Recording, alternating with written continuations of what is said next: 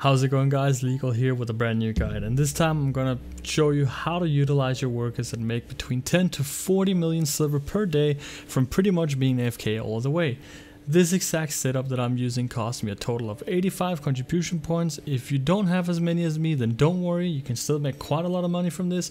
If you have more than me, well, you're just gonna make a shit ton of money. Now, of course, the prices in this guide may vary, so just keep that in mind.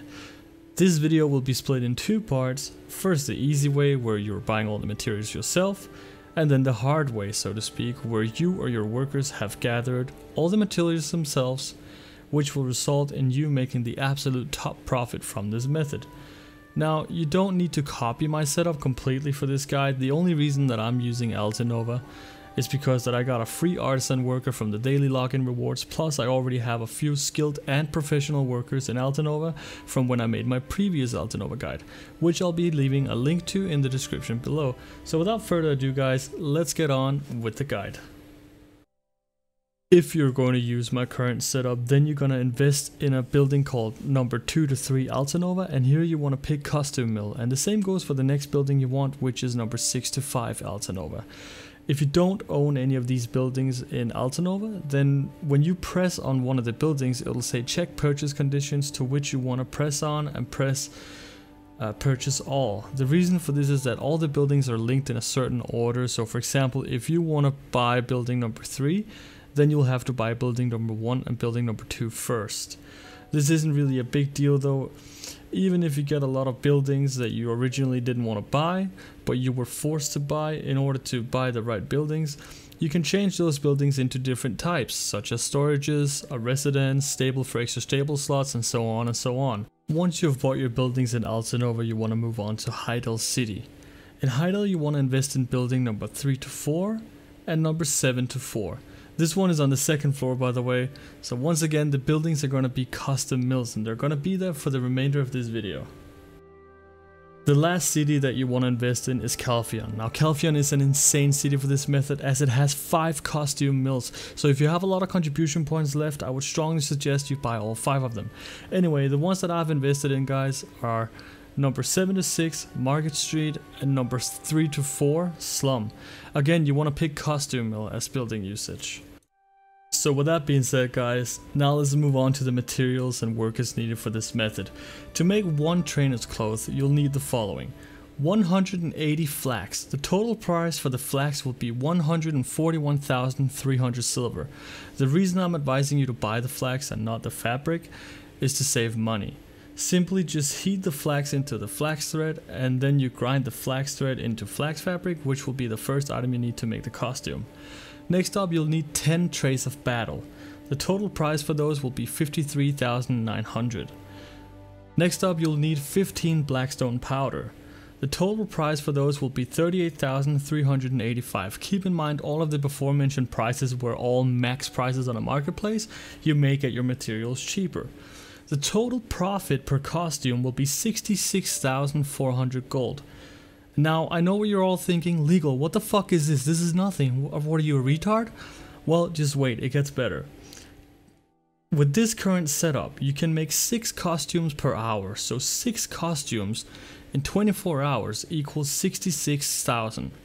Now, 66,000 times 24 is 9.5 million silver.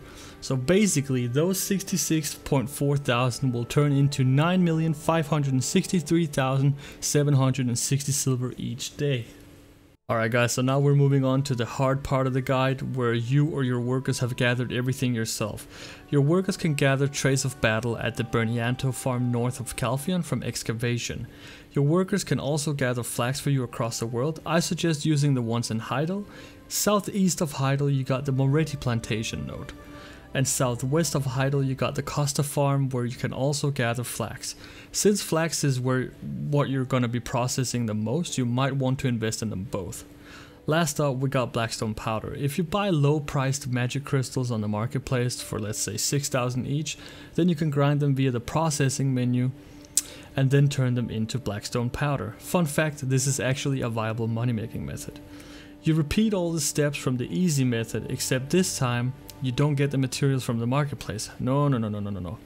This time you take it from your storage, where your workers have been busting their asses off to gather this stuff for you. So, to do the math for you, 6 costumes is what you can do, right? You can do 6 costumes in an hour, and you got 24 hours. So 6 times 24 equals 259,794. That is the minimum price for a costume. And all in all, that gives you 37,410,336 silver per day. And that is with this current setup. Now, last but not least, we got the workers. I've had a lot of people ask me on my channel which workers they should use for which things, so I'll be explaining briefly which workers I prefer to use, and hopefully that will help you gain a better knowledge on the whole worker system in Black Desert Online. There are 5 types of workers: the grey workers, the blue workers, the yellow workers, and orange workers, with the orange workers being the best ones. What I typically aim for are the blue workers, who are skilled workers. They're generally a good investment. There are 3 kinds of workers. Giant worker. A giant worker can carry a lot of resources and don't need to recover as fast as goblins and humans, but they do work a lot slower too. So if you work 6 to 8 hours a day, the giants may be the ones for you. Next up, we got the goblins. The goblins can't carry as many resources as a giant or a human, but they can complete tasks extremely quick. If you're at your PC a lot, I recommend using goblins, as they require a lot of attention in terms of beer. Human workers are basically a giant and a goblin meeting in the middle. Humans are great for gathering rare resources due to their extremely high amount of luck compared to the goblins and giants.